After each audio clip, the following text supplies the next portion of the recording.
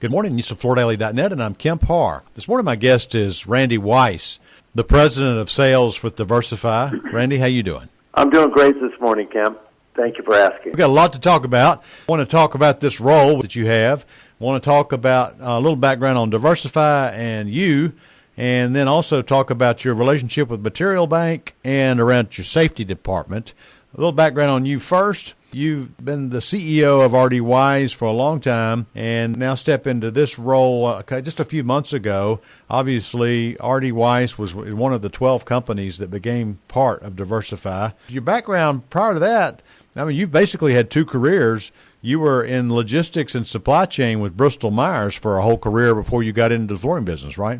That's correct. And by the way, Kemp, all that background and experience in supply chain, I've not been able to solve all the supply chain issues that the industry is dealing with today. Yeah, that's one of the, it's inflation and supply chain. Those are the two hot topics. Oh, and installer availability. A couple of little things. You were the chairman of StarNet during that rough time, the 08 to 12 period, which is, where we made that major dip.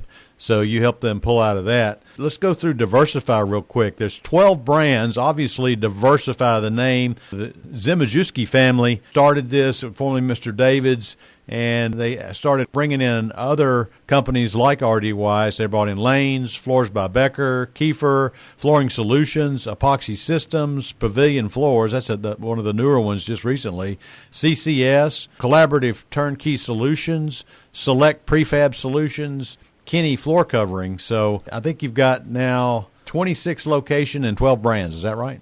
That is correct, Kemp. And within those locations and brands, we have about 115 account executives. So we're proud of the markets we're in. We're proud of the people that work in those markets. And it's certainly been a dynamic time to be in the Diverzify organization. Mm-hmm. I was kind of surprised to hear about this. You're in your 60s, and I know you're married to Peggy, and you've decided, this is a major role. So tell us a little bit about what this role is. I run the sales organization across the platform. I do a lot of prioritization, direct traffic. I'm really a sales guy at heart. I like to be part of the day-to-day as well as the long-term. It was a bit of a late career move, one that I'm thrilled to be in, just for the mere fact that, the organization is so dynamic and continues to expand into new areas. So it's pretty exciting. So one thing I failed to mention is the Zemajewski family brought in a partner in May of this year. So Acon Investments came in, and they also own like True Value Hardware, Igloo Coolers.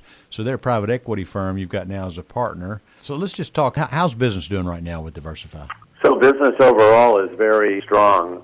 With 26 locations, there's always one outpacing the other. And each of our locations really has a core competency that, is kind of unique to that brand. So when one is up and another one down, we still are able to continue to grow with our core business. And to add to that, in the Northeast, where we really had some headwinds since COVID, things are definitely coming back. I rode the train and subway this morning. They were packed. Yeah. So we're feeling very good about where we are today. Okay. So when we were just summarizing the year, we mentioned that the commercial contracting business might have been off last year as much as 20%. You're not back to 19 levels yet, are you?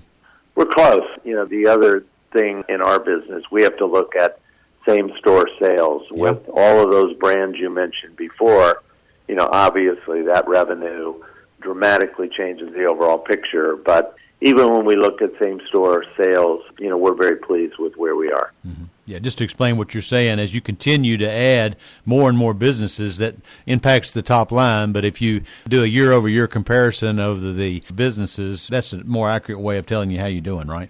Correct. We have to keep tabs on those legacy locations that have been around a while and make sure that while the enterprise is growing, those locations continue to grow as well. Yeah, because the Pavilion Floors acquisition, that's a major flooring contractor. They are. All right, so let's talk about this Material Bank. It says in the headline it's an exclusive partnership. We did an article on Material Bank in November of 2020, if somebody wants to go back to it. They have a huge warehouse in Memphis.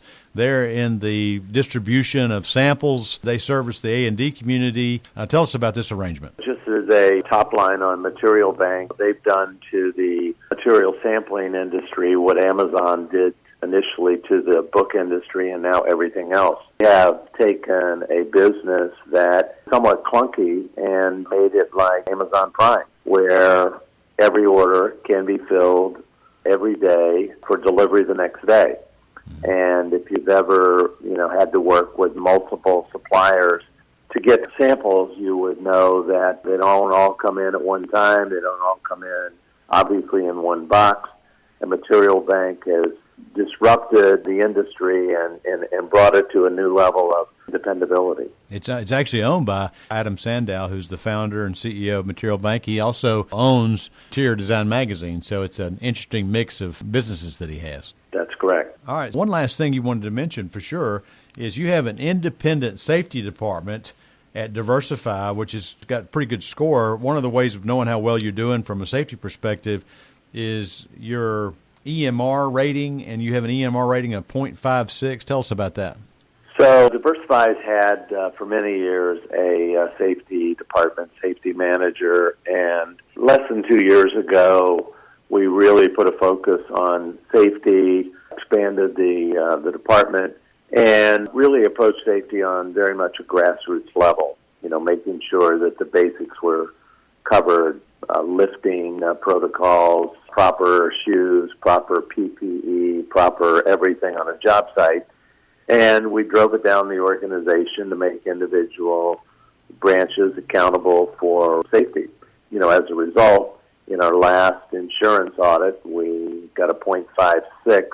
Anything that is 1.0 or below is considered on the right side of the safety ledger, and we think we're as best spot of anybody in our industry. We don't know of anybody lower than where we are today. And what this translates into, in addition to better workers' comp pricing and ratings, is that our clients have really no hesitation about us going on a job site and operating in anything else but a very safety-conscious manner. Let me ask you one last question, Randy. What's your outlook for 2022? You think it's going to be a good year for the commercial contracting business? I think it's definitely going to be a better year than 21. Obviously, we're all pushing to exceed where we were in 19. Certainly, more people are going to be back at work this year than last. We're seeing people right now focused on just getting back to the office. Yeah. But I think it may take us a quarter in 2022 to get the ramp up we want. But we're very positive about 2022. Okay, Randy. Well, congratulations on your new role and on the new arrangement with Material Bank. Again, been talking to Randy Weis, the President of Sales for Diverzify, and you've been listening to Kemp Harr and FloorDaily.net.